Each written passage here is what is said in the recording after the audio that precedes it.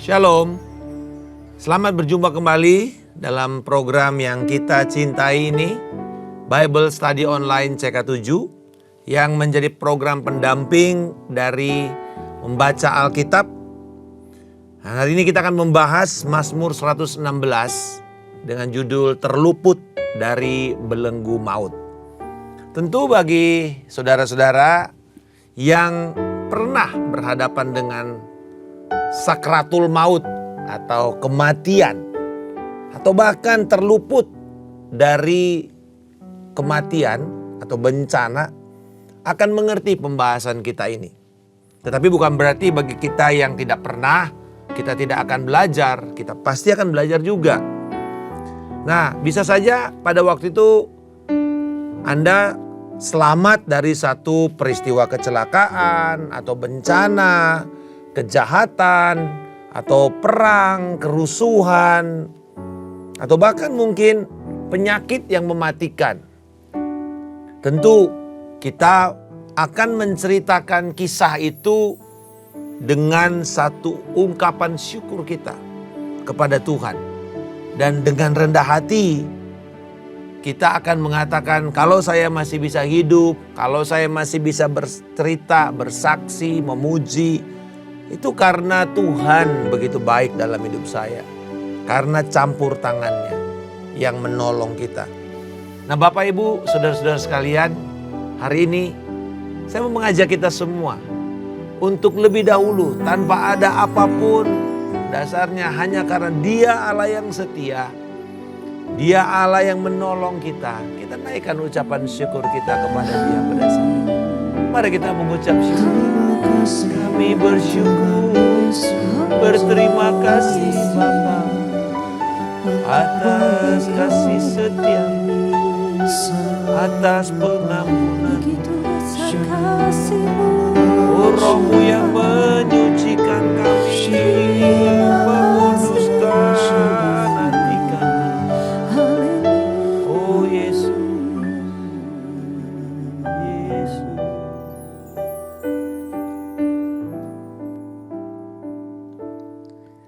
Sejauh timur dari barat, Engkau membuang dosaku. Tiada Kau ingat lagi pelanggaranku.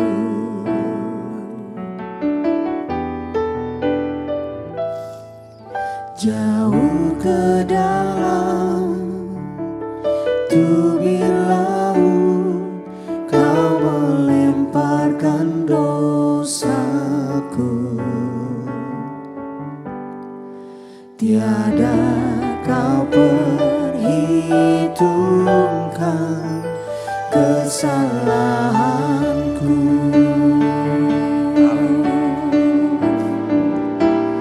Betapa besar kasih pengampunan-Mu, Tuhan. Tak Kau pandang hina hati yang hancur.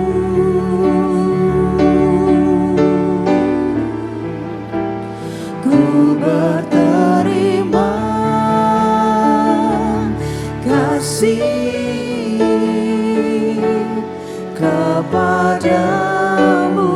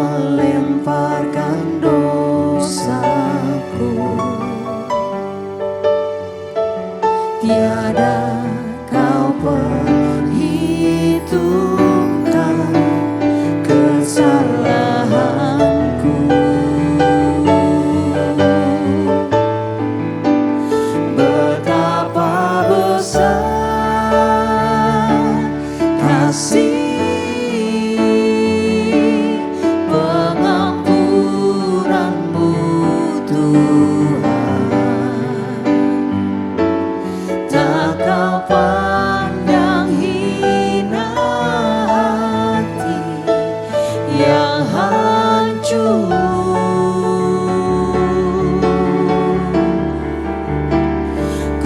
berterima kasih kepadamu ya Tuhan, pengampunan yang Kau beri pulihkanku.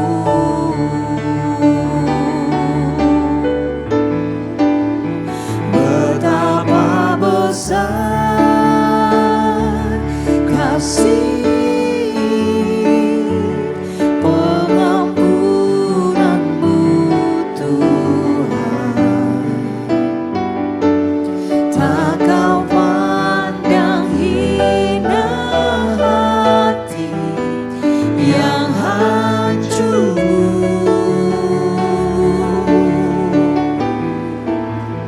Ku berterima kasih kepadamu ya Tuhan, pengampunan yang Kau beri pulihkanku.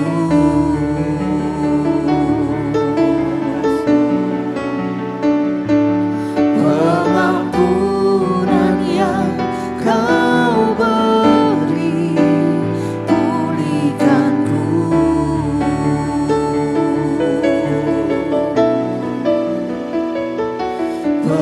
Pengampunan yang Kau beri pulihkanku.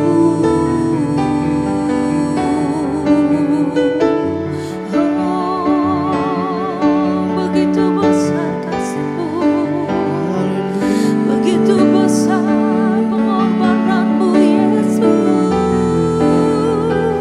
Terima kasih Haleluya.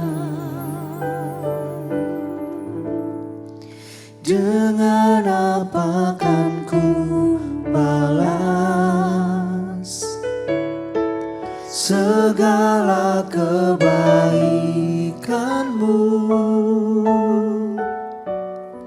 Segenap hatiku menyembah-Mu Yesus.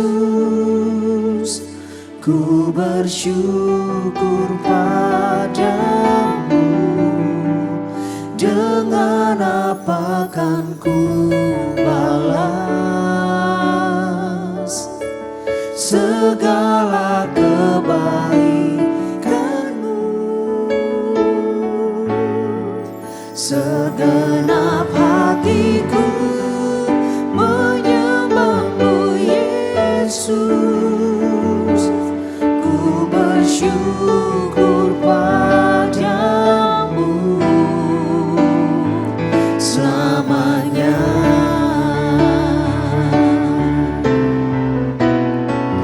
Dengan apa kan ku balas segala kebaikan-Mu?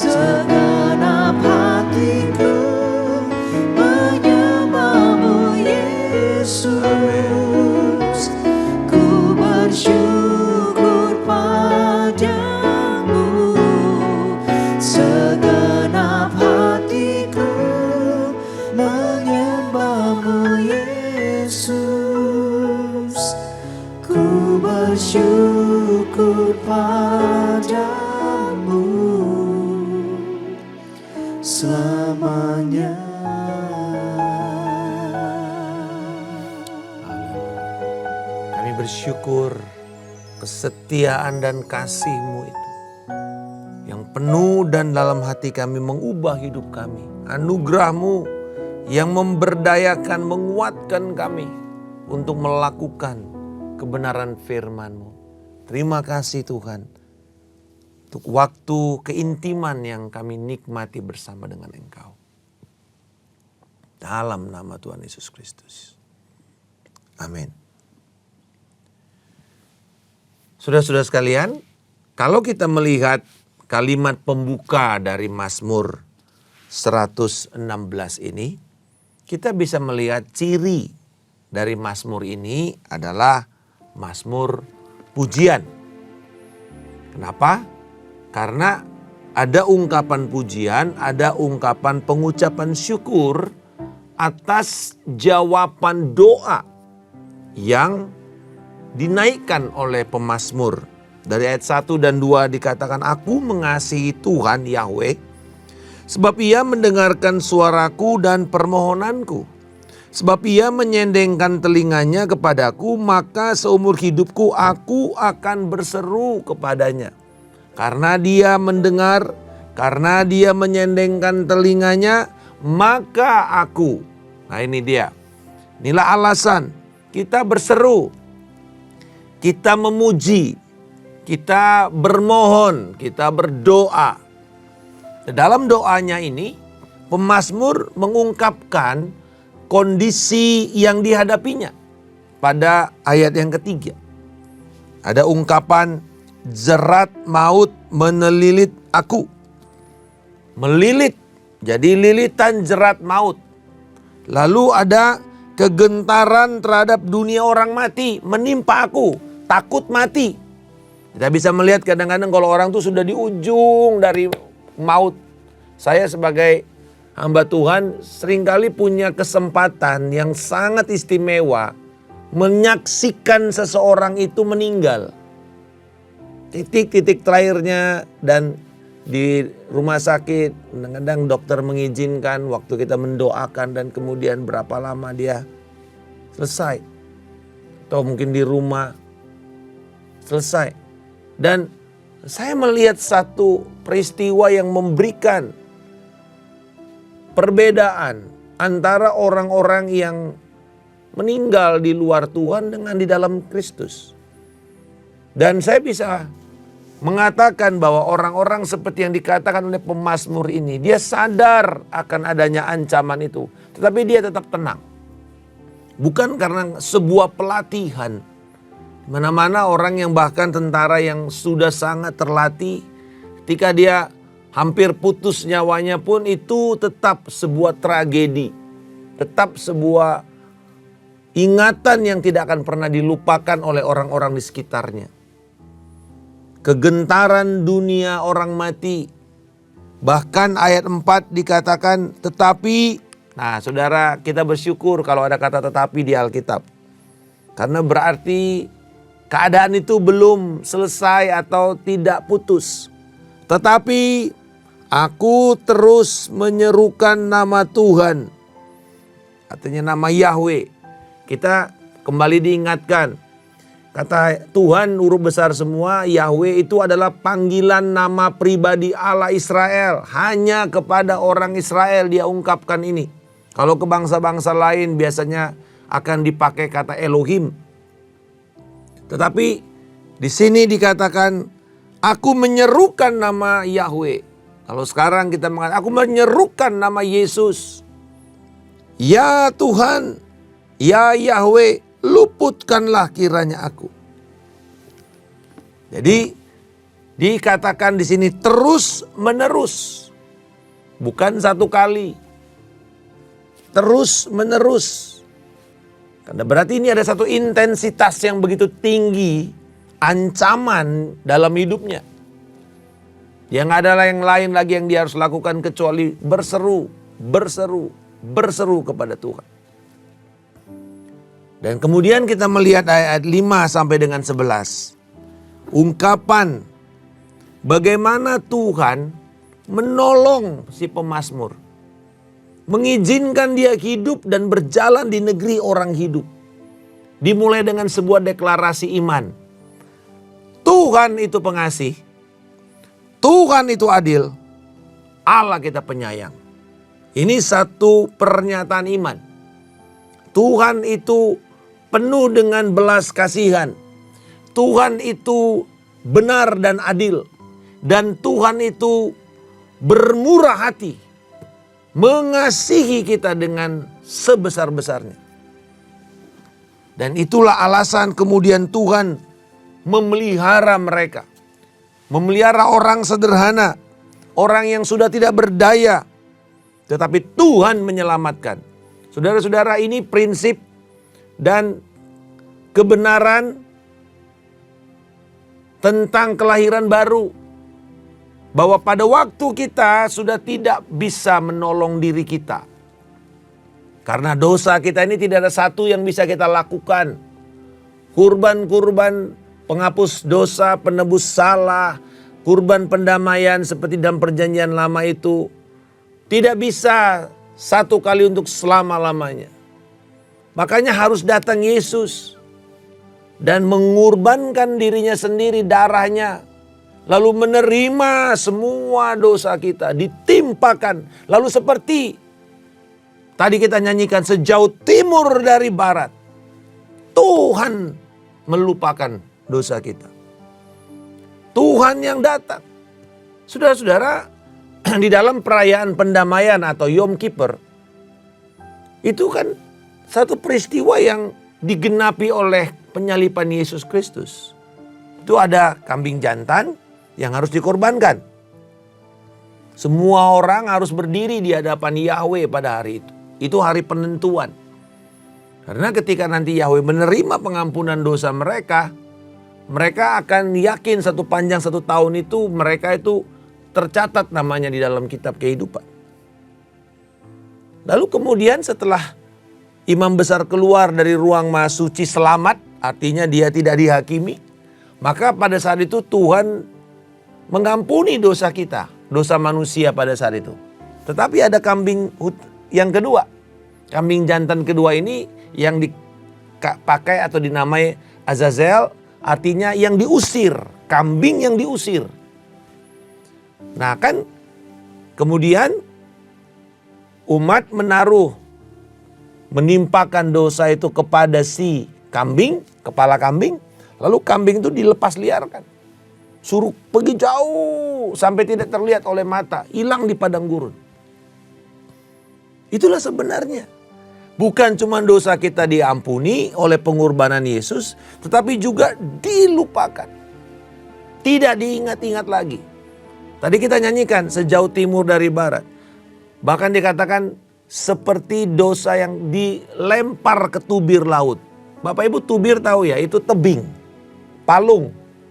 Jadi kan kalau di dalam laut itu kalau kita nyelam, itu selalu ada tiba-tiba jauh ya.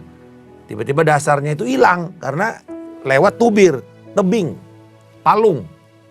Dan makin dalam palung-palung itu makin besar tekanannya.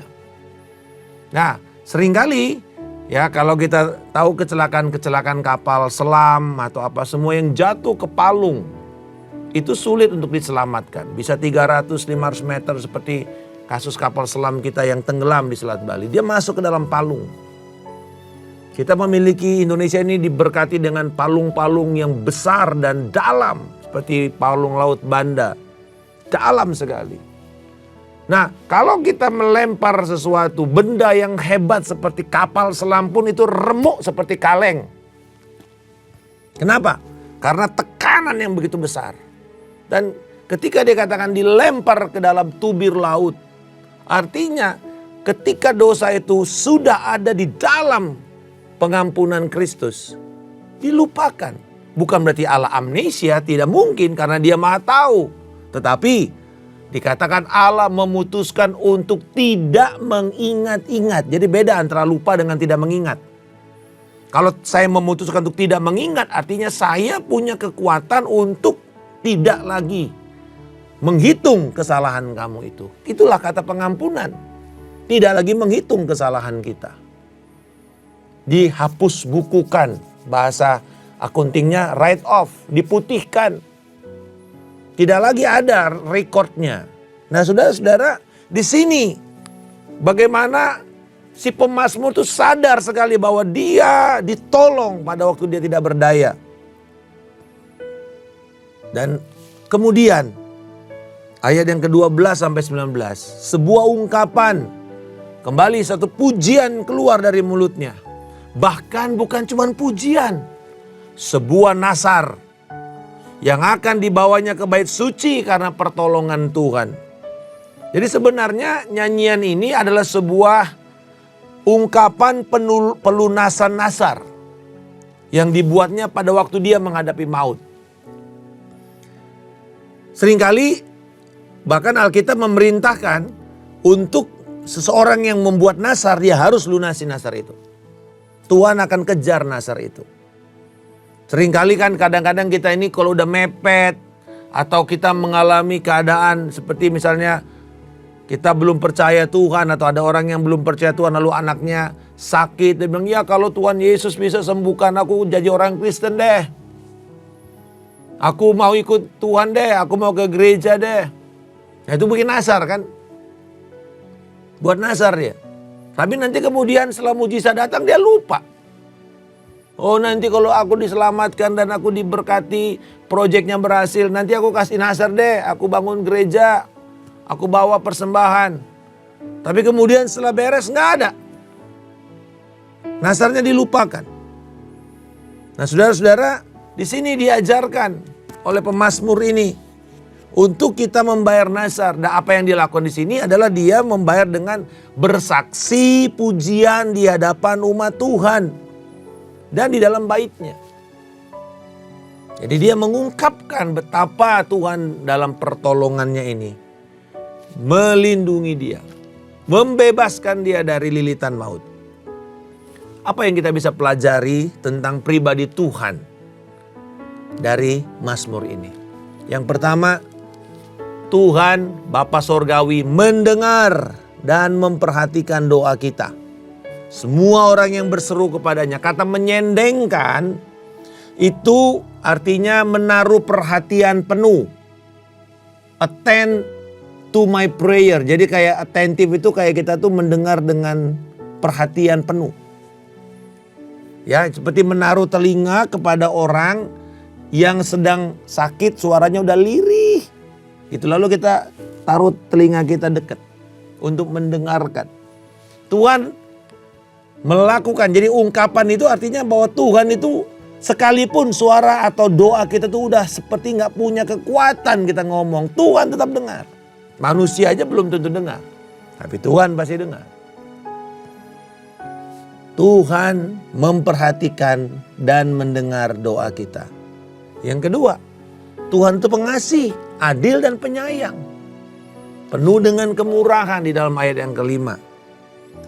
Lalu kemudian dua sifat tadi itu, dia mendengar, dia memperhatikan doa kita, dia adil dan dia penyayang. Allah bertindak peduli kepada mereka yang lemah, kepada mereka yang dalam kondisi terpuruk. Dan Tuhan membebaskan serta menolong mereka. Ungkapan kata sederhana tadi saya sudah jelaskan, yaitu orang yang sangat lemah, bangkrut, tidak punya kemampuan lagi untuk menolong dirinya sendiri. Itu kata sederhana yang dikatakan di sini. Itu sebenarnya mengacu kepada secara fisik tuh orang miskin, orang lemah, orang yang sangat membutuhkan, orang yang sudah terpuruk. Kalau istilah kita flat on the floor, udah tergeletak, sudah tidak bisa lagi bangun. Nah digambarkan dengan ungkapan orang sederhana yang teraniaya. Bahkan dikatakan di dalam ayat yang ke-16, aku ini hambamu, aku hambamu, anak hambamu perempuan. Berarti kembali lagi, siapa orang-orang lemah? Biasanya kita tahu di dalam peperangan, siapa yang menjadi korban? Orang tua, perempuan, anak-anak, orang-orang yang melayani, hamba-hamba, budak-budak. Itu semua korban. Karena gak ada yang bisa menolong mereka. Nggak ada peralatan yang bisa menjadi pertahanan diri mereka. Mereka lah korban dari sebuah pertikaian atau perang atau konflik. Nah di sini pemazmur mengatakan tentang dirinya seperti orang-orang itu yang tidak punya kekuatan membela diri. Tetapi puji nama Tuhan, Tuhan selalu memperhatikan orang yang setia kepadanya. Bahkan kembali lagi nih kepada hal yang ekstrim ayat 15. Bahkan kalaupun mereka mati, dikatakan berharga kematian orang benar di mata Tuhan. Tuhan melihat ini sebuah kehormatan. Jadi para martir itu betul-betul mendapatkan tempat yang begitu khusus di hati Allah. Orang-orang benar yang mati di dalam Tuhan itu berharga. Jadi ini jangan sekedar menjadi ungkapan kalau kita kasih berita duka. Tapi sebenarnya kepada kita yang masih hidup, ini ayat penting.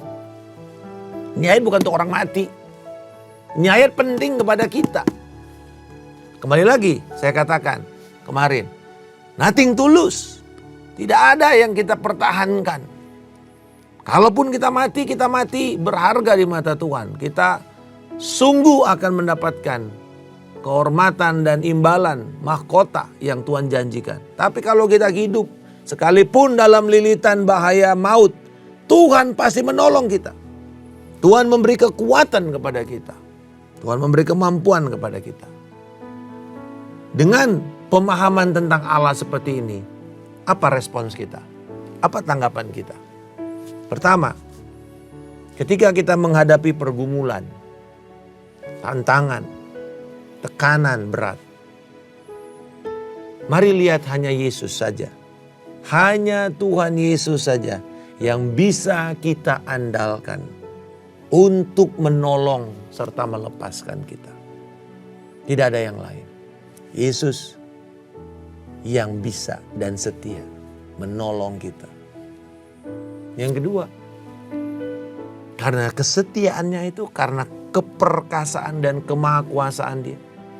Hanya dialah yang layak untuk bisa menerima segala ucapan syukur dan penyembahan kita kepadanya.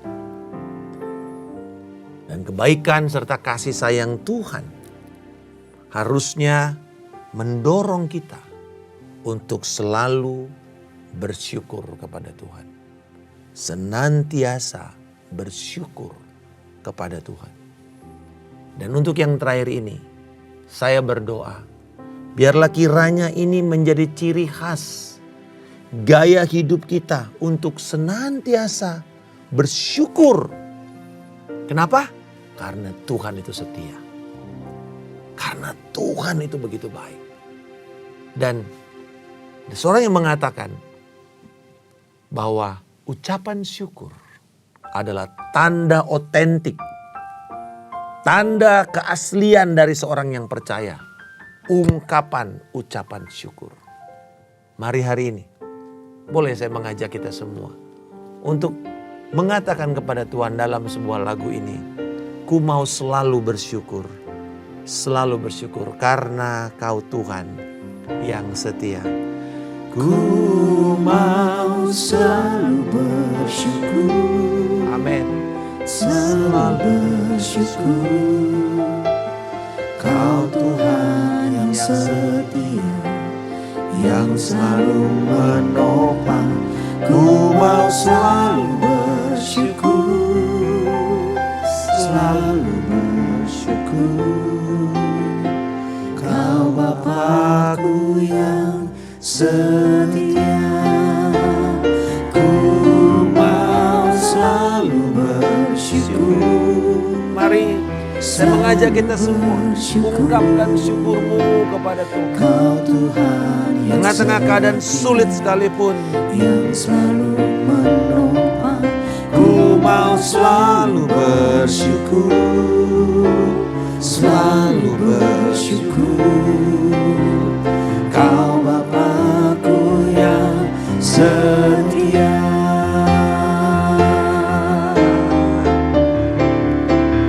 Ku mau selalu bersyukur. bersyukur, Kau Tuhan yang setia, yang selalu menolong. Amin Tuhan. Inilah pernyataan kami Tuhan Yesus. Bapa, Kau begitu baik mendengar doa kami. Kau Bapakku yang setia, Kau Bapakku yang setia, Kau Bapakku yang setia. Haleluya. Oh, kami bersyukur Bapa. Terima kasih untuk kebenaran firman-Mu pada hari ini. Biarlah kami akan senantiasa begitu yakin Tuhan yang mendengar doa kami, mendengar permohonan kami, Tuhan yang melepaskan kami. Dan karena itu kami akan memutuskan senantiasa untuk selalu bersyukur kepada Engkau. Di dalam pelataran rumah-Mu, di tengah-tengah umat-Mu, di dalam bait kudus-Mu, kami akan selalu bersyukur. Haleluya. Di dalam nama Yesus kami berdoa dan mengucap syukur. Amin. Tuhan Yesus memberkati. Shalom.